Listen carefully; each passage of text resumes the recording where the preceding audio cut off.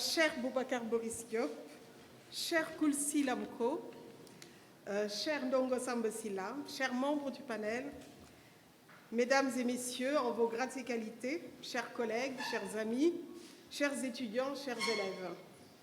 C'est avec une intense émotion, ça se sent, et une profonde reconnaissance que je me tiens devant vous aujourd'hui pour parler de l'une des œuvres les plus marquantes de ces dernières années, de l'une des écritures les plus singulières, de l'un des écrivains les plus emblématiques de l'Afrique. Boubacar Boris Diop, à la faveur de la consécration de son ouvrage Mourambi, le livre des ossements, sur les 100 jours du génocide rwandais, paru en 2000 et réédité en 2011, qui lui vaut d'être lauréat en octobre 2021 du célèbre prix international de littérature Neustadt, qui reconnaît le mérite littéraire exceptionnel des auteurs du monde entier. Donc, ce moment est singulier de ce point de vue, mais c'est aussi un moment dont je me souviendrai longtemps à cause de l'émotion qu'il est en train de me procurer. Lorsque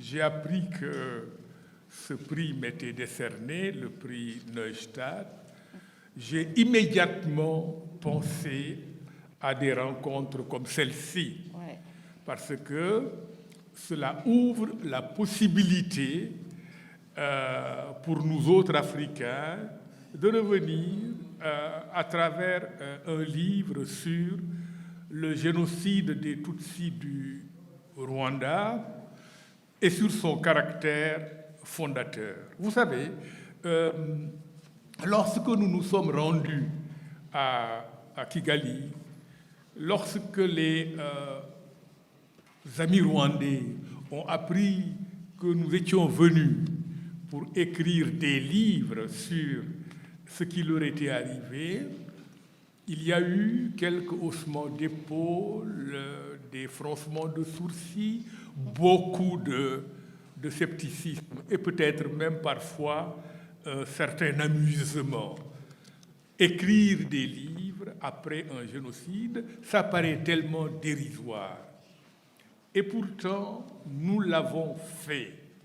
Et parce que nous avons écrit ces romans, ces 9 romans, qui évidemment venaient rejoindre d'autres initiatives artistiques et intellectuelles, le génocide des Tutsis au Rwanda s'est inscrit comme un événement singulier dans l'histoire d'un continent, du continent africain. Parce que sans cela, au fond, oui, on aurait juste massacré des gens, personne n'aurait vraiment compris, et on ne serait pas là, presque 30 ans après, à parler du génocide des Tutsis.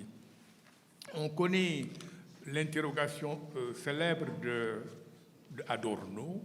Est-ce qu'on peut écrire de la poésie après le génocide juif, après l'Holocauste? Et sa réponse a été oui, on va continuer à écrire de la poésie, mais elle devra forcément porter sur l'Holocauste. Et cette notion de fracture historique à propos de la Shoah, développée par l'historien italien Enzo Traverso, c'est lui qui a mis en avant ce concept de fracture historique. Il y a le monde avant la Shoah et le monde après la Shoah. Et je pense que nous, c'est un point de vue européen qui se respecte. Par rapport à l'histoire de l'Europe, il peut dire cela. Et nous aurions dû le dire par rapport à l'histoire du continent africain. Eh bien, voilà, ce roman, Ibrahima l'a bien noté, Serigne également en a parlé. En fait, c'est la première fois que j'ai été amené, nous tous d'ailleurs, de ce groupe, à écrire sur commande. Bon, les faits préexistaient au récit. Comment on se débrouille avec cela? Les faits qui préexistent au récit, ça veut dire, par exemple, le passage qu'on a lu, eh bien, ce prêtre qui n'a pas de nom dans le roman, eh bien, il se nomme Venceslas Munyasheka. Et l'église, c'était l'église de la Sainte Famille. Tout ce qui est raconté est vrai, mais évidemment un peu romancé. Et ce monsieur est vivant, hein? Il est en train de dire la messe dans une petite église près de La Rochelle, en France, où il est réfugié. Mourambi, la boucherie, le carnage de Mourambi, celui qui en a été le concepteur, le grand exécutant. Dans le roman, il s'appelle Karekesi. Mais dans la vraie vie, parce qu'il est encore vivant, il se nomme Aloïse Simba. Et savez-vous où est-ce qu'on l'a arrêté? Je vous le donne en 1000. Dans la petite ville de Thiès, ici à côté. Ah oui. Ah oui, parce que tous ces gens, lorsqu'ils ont fait cela et qu'ils ont pu s'enfuir, ils se sont réfugiés sur les territoires de la France-Afrique, hein, au Tchad, au Gabon, au Cameroun, au Sénégal, et ils étaient protégés par ceux qui les avaient encouragés, notamment les autorités françaises. Hein, il faut nommer les gens, quoi, sans dire que tout est de leur faute, mais enfin, ils les protégeaient. Eh bien, lui, il était là à Thiès. Hein. Il était à Thiès. Bon, il était tout le temps à l'église, d'ailleurs, semble-t-il, ce qu'on appelle un rat de bénitier. Et bon, monsieur, personne, évidemment, n'avait deviné qui il était. Mais maintenant, on l'a arrêté, et je crois qu'il est en train de purger une 40aine d'années de prison. La boucherie de Mourambi, c'était lui.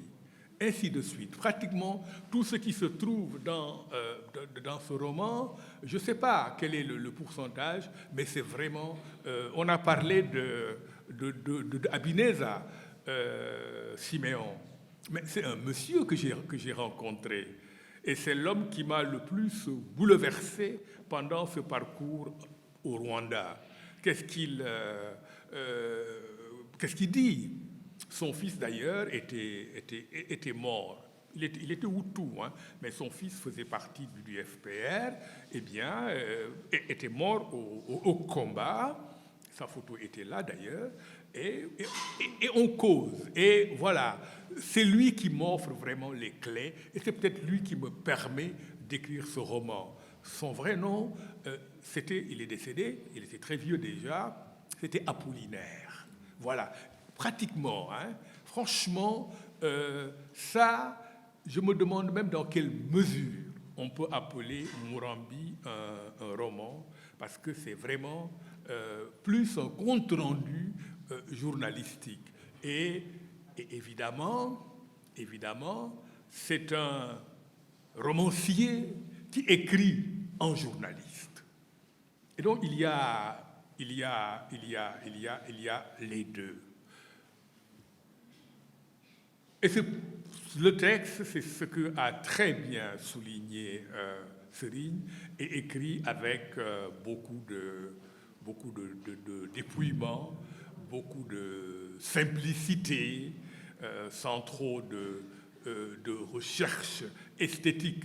Ça, pour le coup, ça devenait dérisoire. On ne peut pas jouer avec les mots, alors qu'il y avait vraiment une telle masse de cadavres, de victimes.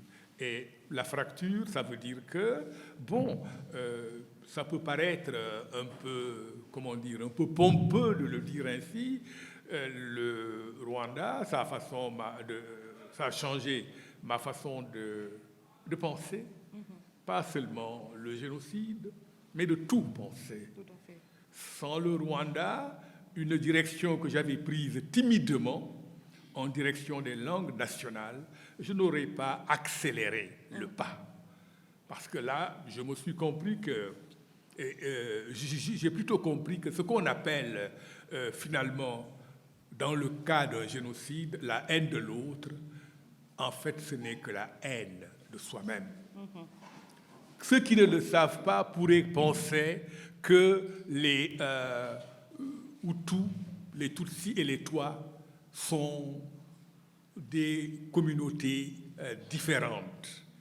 Alors que, ici au Sénégal, vous avez des communautés, les Diola, les Alpulaar, les Wolofs, les Sérères, qui occupent des territoires différents, ont des langues différentes, ne peuvent même pas finalement communiquer.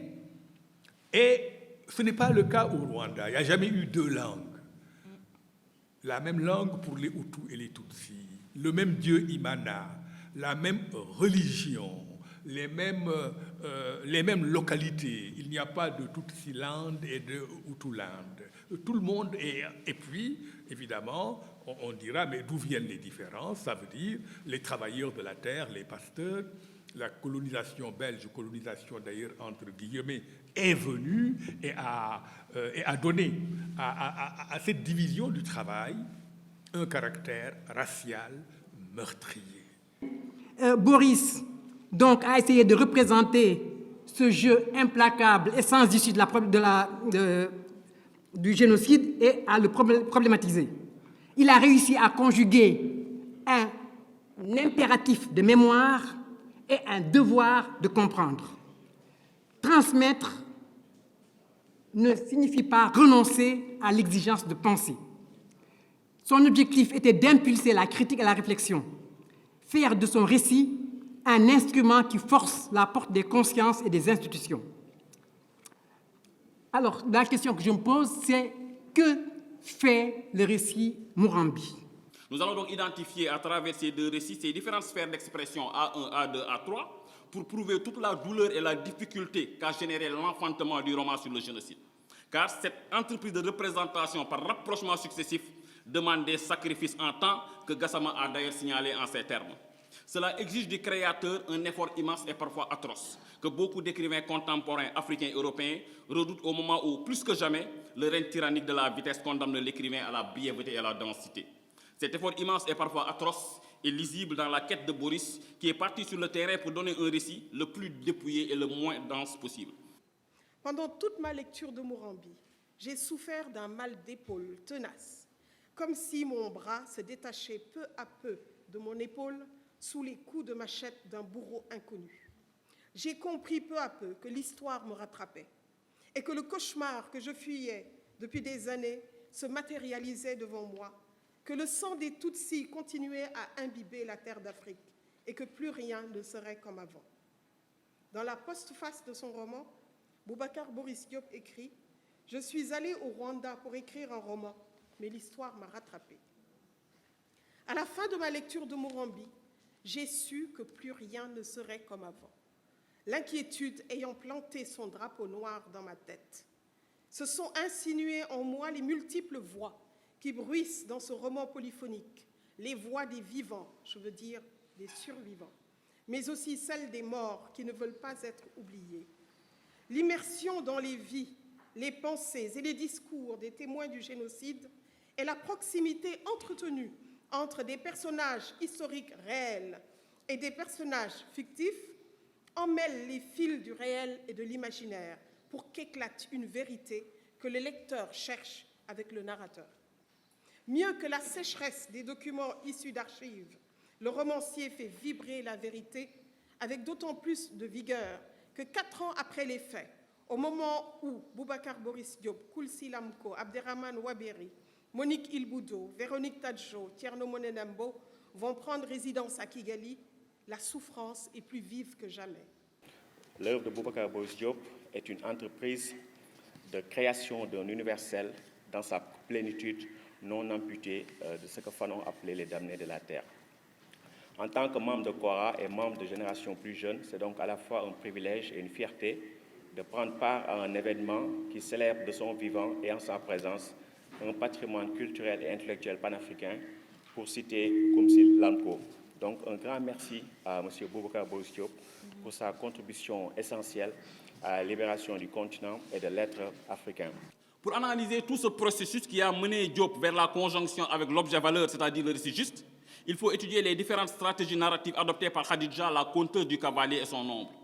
Celle-ci, ayant créé des récits pour un auditeur invisible caché derrière une porte, avait initialement choisi de concevoir un récit historique de facture classique, collant au plus près de la réalité, du moins à celle qui se trouve dans les manuels scolaires. Le but était louable, amuser et éduquer l'enfant. Travail facile aussi, il s'agit seulement de répéter ce que disent les livres d'histoire ou les griots en exagérant au besoin certains exploits ressassés jusqu'à l'écœurement. Cette tentation du récit historique, fruit d'un mélange de vérité et de mensonge, est observable dans la trajectoire littéraire de Boubacar Boris Diop même. En effet, de Le Temps de Tamango à Malanum Lendem, son dernier ouvrage sorti seulement depuis quelques jours, l'écrivain sénégalais a toujours accordé une place de choix à l'histoire et à la restitution d'une certaine mémoire afrocentrée. C'est un auteur qui a toujours voulu donner à son lecteur une fausse impression de roman historique, en créant une illusion du réel fortement adossée sur des événements et personnages inspirés de l'histoire récente ou ancienne de l'Afrique. Pour Khadija, il n'y a pas de différence entre ce qui se trouve dans les manuels d'histoire propagés par le discours historico-scientifique et le travail de création, car tous les deux tirent leur essence d'une entreprise médiculeuse de travestissement de la vérité et d'un tri mémoriel. Elle le reconnaît elle-même quand, répondant à son amant Larsukabe, qui lui reprochait de mentir au petit, c'est-à-dire l'auditeur invisible, elle répondit le plus sincèrement du monde « Je ne fais que ça depuis le début ». Rien d'étonnant alors que Khadija adopte d'abord une stratégie narrative qui est policière et normée sur le plan historique. C'est donc là la première phase de la quête de Khadija et par ricochet, la première phase de la quête de Boubacar Boris Diop. On a ici la sphère expression A1, même si son objet n'est pas à proprement parler le récit du génocide, mais tous les récits que Khadija a voulu faire pour cet auditeur qu'il prenait d'abord pour un enfant. Concrètement, voici la méthode de travail première de Khadija, celle qui l'amène à la sphère expression 1. Et c'est Larsukabe, le narrateur principal du roman, qui nous résume cette méthode qu'il qualifie de cynique. Soucieuse d'offrir aux chers petits les vrais héros dont ils avaient besoin, Khadija se débarrassait sans état d'âme de tout ce qui, dans le passé, s'était compromis avec le colonisateur, avait eu le malheur d'être vaincu dans des batailles décisives. Elle biffait tout simplement les nombreux épisodes de notre histoire qui auraient pu troubler l'enfant. Il lui restait, malgré cela, assez de beau monde pour concocter ces gentilles fables peuplées de géants invisibles. Donc cette sphère expression A1 est suivie après quelques contes et la découverte par Khadija que l'auditeur caché n'était pas un enfant mais un adulte de A2, c'est-à-dire la deuxième phase de l'effort narratif de rapprochement de A1.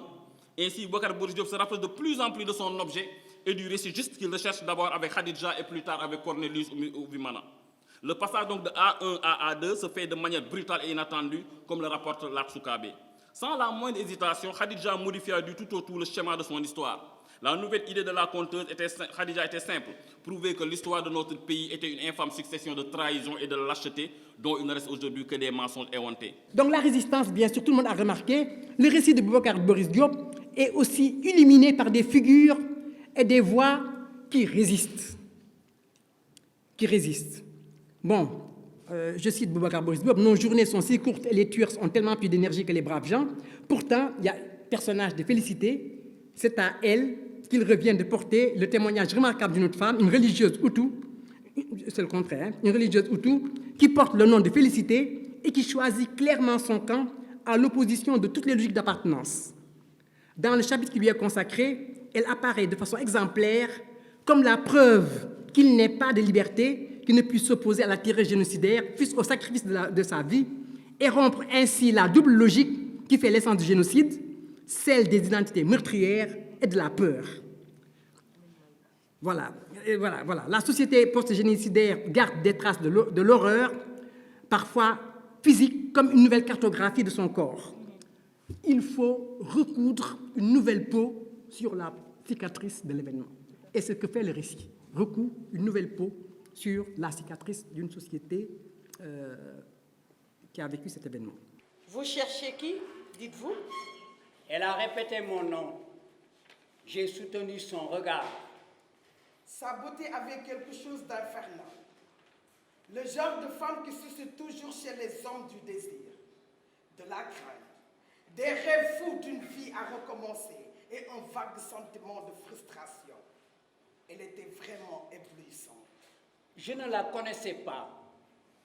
Pendant que je me demandais quelle attitude prendre. Elle a dit très vite, d'une voix saccadée. Je sais qui vous êtes et ce que vous faites à Kigali. Mais je ne suis pas venue pour parler de cela. Excusez-moi, je ne vous connais pas. Cela n'a aucune importance. Jessica, je veux juste vous dire que j'ai couché hier soir avec ce prêtre. J'ai presque hurlé. Quel prêtre! En fait, je savais très bien de qui il s'agissait. À Kigali, en ces jours de folie, tout le monde savait. J'ai néanmoins refusé de me découvrir. Nous avons affaire à des gens prêts à tout. Ils seraient si heureux de tenir enfin une vraie espionne du FPR depuis le temps qu'ils en parlent. Et après, je ne vois pas en quoi cela me regarde. Vous travaillez pour le FPR à Kigali et seul votre mouvement peut mettre fin à ce carnage. Je vous souhaite de réussir. Elle était manifestement sincère.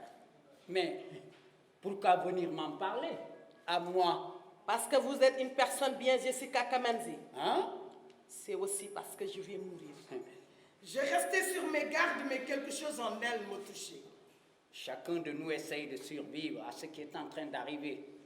Il ne faut pas te laisser abattre. Elle prit tout son temps pour dire avec gravité. M'as-tu bien regardé, Jessica Kamanzi? Elle prononçait toujours mon nom en entier, ce qui me déconcertait un peu. Je suis trop belle pour survivre. J'ai la beauté du soleil, et comme le soleil, je ne peux me cacher nulle part. Ils n'en croiront pas leurs yeux quand ils me verront marcher d'un pas tranquille dans la rue. Oui, cette jeune femme était d'une beauté presque surnaturelle. Cela lui ôtait toute chance d'échapper aux assassins. Ils allaient la violer 1000 fois avant de la tuer. Elle le savait, et elle était en train de devenir folle. La présence à mes côtés de cet inconnu me met en danger. Mais j'aime la lumière dont elle irradie ces jours d'horreur. Et je pensais en continuant à la fixer, comme pour percer son secret. Son histoire, si banale, hélas. Elle avait trouvé refuge dans une des rares églises de Kigali. Peut-être la seule en fait, ou, pour une raison que j'ignore, il n'y a pas eu de massacre de masse. Mais chaque nuit, les Ineramois arrivent avec un camion et amènent des dizaines de gens pour les tuer. Le prêtre fait des chantages aux femmes qui sont là-bas. Il envoie à la mort celles qui refusent de coucher avec lui. Et j'allais dire une bêtise. J'ai réussi à m'arrêter à temps. J'imaginais toutes ces jeunes filles mortes de peur, arrangeant leur visage hagard devant un miroir pour séduire le prêtre. J'étais dans une telle colère. Mais qui me donne, à moi, Jessica, le droit de juger? Je ne sais pas ce que j'aurais fait à leur place. J'ai refusé aussi longtemps que j'ai pu. Le prêtre l'a supplié de le croire sur parole. Lui jurait qu'il l'aimait en lui demandant d'oublier ce qui était en train de se passer. Il me disait parfois tout bas, après toutes ces histoires, nous allons partir. Mercredi dernier, il y a donc 4 jours, il y a dit sur un ton menaçant en se déshabillant. Si tu continues ton petit jeu, je te livre aux Ineramois. Je leur demanderai de te réserver un traitement spécial. Tu sais ce que cela veut dire, Jessica Kamanzi? Tu sais comment il viole ces femmes? Oui, j'avais vu cela. 20 ou 30 types assis sur un banc, certains d'un âge respectable. Une femme, parfois juste une frêle gamine, est étendue contre un mur, jambes écartées, totalement inconsciente. Il n'y a aucune violence chez ces pères de famille. Cela m'avait glacé le sang de les voir ainsi parler de choses et d'autres, à l'instant où toute une vie se défaisait à jamais sur leurs yeux. Et parmi les violeurs, il y a presque toujours, exprès, des malades du sida. Je sais comment ils font. Quand ils ont fini, ils te versent de l'acide dans le vasin ou t'enfoncent dedans des tessons de bouteilles ou des morceaux de fer. Oui, j'avais parlé très vite. Cela me faisait honte d'entendre des choses pareilles. Je ne voulais pas souffrir. C'est pour ça que j'ai cédé à ce prêtre. Oui, Ce jour-là, elle avait lu dans les yeux du prêtre qu'il ne plaisantait pas. Tu comprends, Jessica? Je ne voulais pas mourir. Ils amenaient tous ces gens dans leur camion pour les découper en morceaux. c'est bien cela le drame, me dis-je. Dans les pires tragédies humaines, il y a toujours des survivants et chacun pense qu'il suffit d'un peu de chance ou de lâcheté pour en faire partie. Je te jure que je te comprends. J'avais envie de l'appeler par son nom. Elle me fit une description obscène de ses relations avec le prêtre. Elle lui avait rasé le pubis en prenant tout son temps. Le regard fou de désir. Il restait hypocrite jusque dans l'abjection.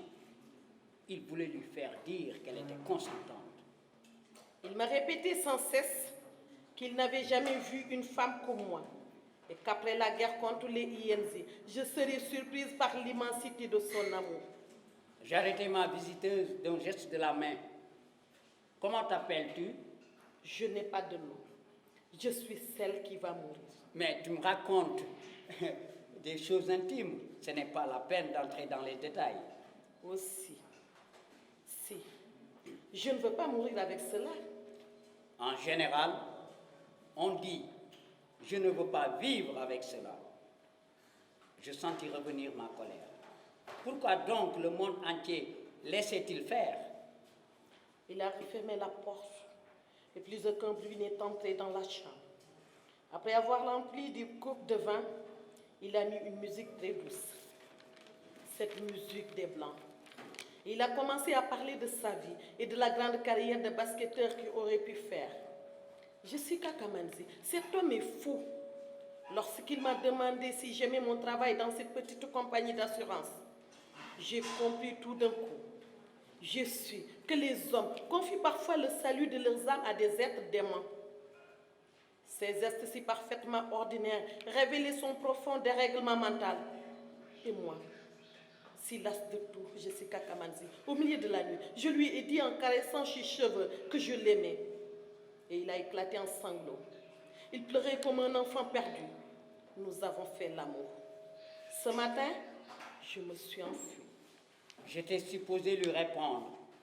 Mais que pouvais-je lui dire? Que pour les heures qui lui restaient à vivre, de plus grandes souffrances l'attendaient?